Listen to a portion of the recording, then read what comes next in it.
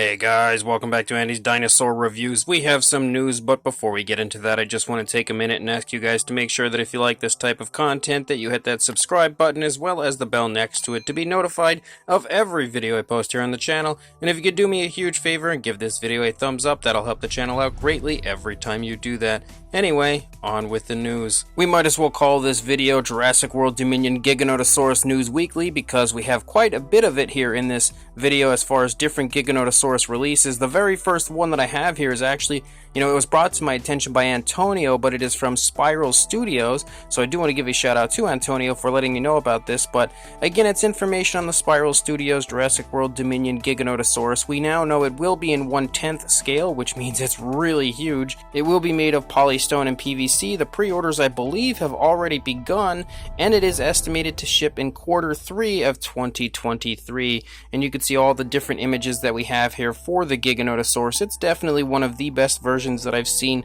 out there so far. Really nice looking sculpt. They've added a lot of realism to it, and again, a really nice paint job. I don't know too much from Spiral Studios, but I know one thing: this is definitely going to be a very expensive statue if you are interested in picking it up. And then as far as the beasts of the Mesozoic goes, we have a look at the different paint schemes for the Achilobator, and it looks really nice. Both versions that they've chosen honestly look really good. One is going to be for the beasts of the Mesozoic line, one is going to be for the Cyberzoic line, something that they've been doing lately, and I really do like that because not only does it give you, the best of both worlds, it gives each toy line an option as far as that figure goes, but it also gives you different versions that you can choose from, kind of, in my opinion, like male and female sort of paint schemes, and it's really neat to know that we will be getting different versions like that. And yet again, I think David Silva knocked these both out of the park, creating two really nice, really natural paint schemes, and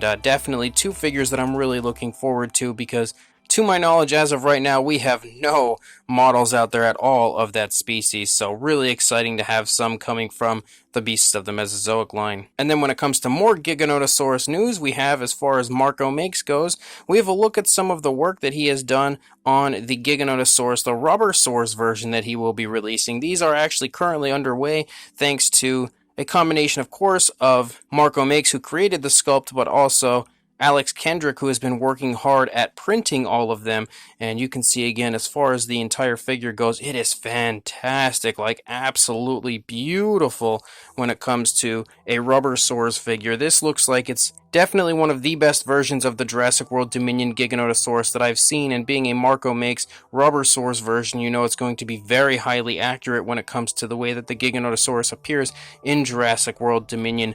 Definitely one of the most exciting releases coming from Marco, but he has so much on his plate currently that he has lots of other really exciting releases. And to show you that, we have a look at a few more Prehistoric Planet figures that he will be releasing, as we have the Dinosaur here, and it looks absolutely gorgeous, and yet again spot on to the way it looks in the Prehistoric Planet documentary. I've recently been reviewing quite a few of Marco's Prehistoric Planet, or Mesozoic Planet as he's been calling them, figures. I've reviewed the Velociraptor as well as the Tyrannosaurus Rex. I cannot wait to continue the line in the future and get a hold of, different versions like this beautiful Dinosaurus. And on top of that, we also have the Pachyrhinosaurus, and yet again, he's done a great job of sculpting it out with so much screen accuracy. We have the quills and everything all over the figure. Can't wait to see when he actually starts to print these out and paint them up, because so far he has completely knocked each and every one of the painted up versions out of the park. The Rex and the Raptor are amazing. Can't wait to see again more from this line, see him continue to create more and more species, and I'm really hoping and looking forward to seeing a Carnotaurus at some point in the near future. And then as far as Guilherme Bilinski Art, we have a look at the final version of Spike. He has completely finished Spike. You can see him painted up and see how cool he's going to look. Again, he looks like he literally pulled Spike out of the Land Before Time cartoon and just brought him to life in the real world, but still kind of staying true to the cartoon form. This is an amazing model to go with the previously released Littlefoot and Sarah. Just like Marco does, he has sculpted it out with perfection when it comes to screen accuracy and given it a fantastic paint job as well. If you are interested in picking one of those up, I would suggest contacting Guilherme Bilinski Art ASAP before that sells out. I will include a link in the description to where you can can do that. And then when it comes to Rebor, we have a look at the fully finished sculpt for the Diplodocus. It looks really neat, and one thing that I picked up on right away when it comes to these images is the fact that the mouth is articulated, or at least it seems that way, because in one image the mouth is closed, the next image the mouth is open. To my knowledge, Rebor didn't mention for sure if it's going to have an articulated jaw, but it seems as though it might, but they did state that it will definitely have a bendy neck as well as a bendy tail. Definitely one of the nicest looking Diplodocus figures I've ever seen, and it's so cool to see Diplodocus getting so much love with the recent Eofauna release, and now this Rebor version on the way. Cannot wait to get this one here in my hands, our very first living version of a sauropod from Rebor. And speaking of Rebor, if you are interested in getting a hold of King Trident has actually just gone up for pre-order on Big Bad Toy Store, and I would imagine probably on everything Dinosaur as well, or at least very soon. So make sure you check those websites out and snag yourself the King Trident Triceratops that we've been waiting years for. And then in something that honestly shocked me when I saw Rebor unveiling this, we will have a Beelzebufo coming from Rebor, the Devil Toad. And man, what an incredibly cool species to have chosen by Rebor to create. I really cannot wait to see this one. It looks as though we might get like a tadpole version, well, sort of a tadpole version. We've got legs on the tadpole. And an adult version as well. Of course, there are plenty of releases from Rebor that will be coming prior to that, but still really excited to see this one getting unveiled. Something I've never seen anyone really create, and definitely something I didn't see coming from Rebor. And then when it comes to Nanmu, and yes, even more Giganotosaurus news, we have a look at the head sculpt here for the Giganotosaurus that they will be releasing, the Dominion-style Giganotosaurus, and man, is that ever beautiful. I can't wait to see the full reveal. I believe we might be seeing it in July, potentially, but it looks fantastic when it comes to that style Giganotosaurus. I know there are a lot of people that don't really like the Dominion-style Giganotosaurus, but personally, I really do.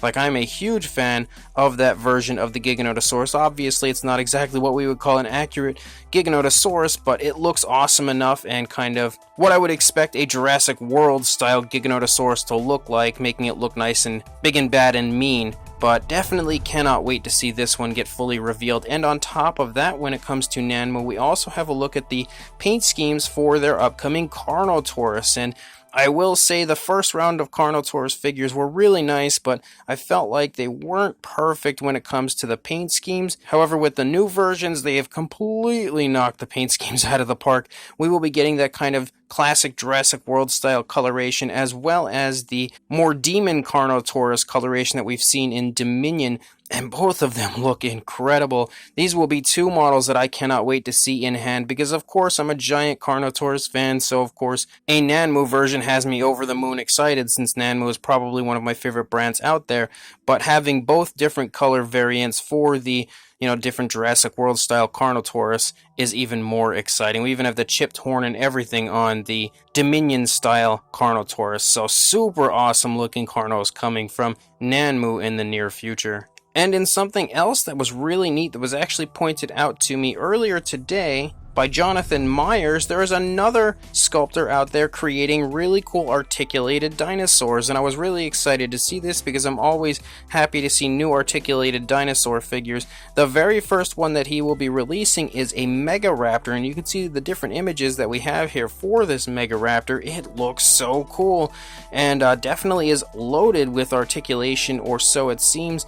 You can see again as we kind of run through the different images, get a good idea of what it looks like detail-wise. The fine detail is fantastic, but the articulation as well looks really nice. He's also chosen a pretty cool looking paint scheme for the figures, which I do quite like. Really awesome looking version of a Megaraptor. He will be selling these very soon, but he's only going to be putting up very limited runs of them as he goes along, so you'll have to bear with him. Again, it's a similar situation to like Marco or Rod or Jurassic Justin, where it's just one guy doing everything, so patience is key when it comes to the release of this Megaraptor if you are interested in picking that up. He's also actually working on a Jurassic Park 1/12 scale Velociraptor, and it looks amazing. Honestly, it looks about as perfect as a JP Raptor gets, so really exciting stuff coming from him in the future, whether it's the Megaraptor or the Jurassic Park style Velociraptor. He honestly looks to be one of the most incredible sculptors that until today I had never heard of, and I can't wait to see what he produces in the future, as well as have the opportunity to acquire some of these beautiful articulated figures. And the final thing I have, and as far as Mattel goes, we basically just have a look at some Roar Strikers that are going to be releasing in box.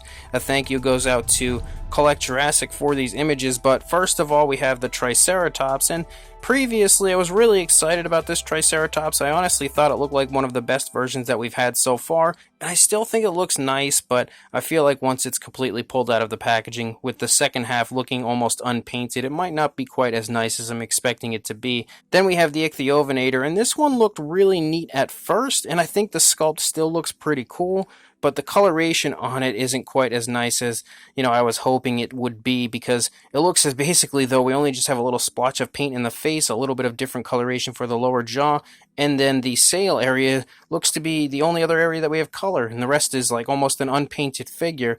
Of course, I can never truly trust the images that I see online until I see the figure in hand, an actual store-sold, store-bought version, so we'll just have to wait and see, because it's a really cool species that I'm very excited about. I just feel like the coloration isn't as great as I thought it was going to be. And then we have the Rajasaurus, which would look really nice if there was more color added to it, similar to the other two, but again, we kind of have like that lazy half-painted look for this one, so really depressing paint apps for these figures, but I guess we'll only truly be able to tell whether they look bad or good when we actually see them out of package in hand. So as of right now, guys, that's all the news I've got. When more comes out, I'll be sure to send it your way, but until then, please like, comment, and subscribe, and I will see you in the next video. Thanks for watching.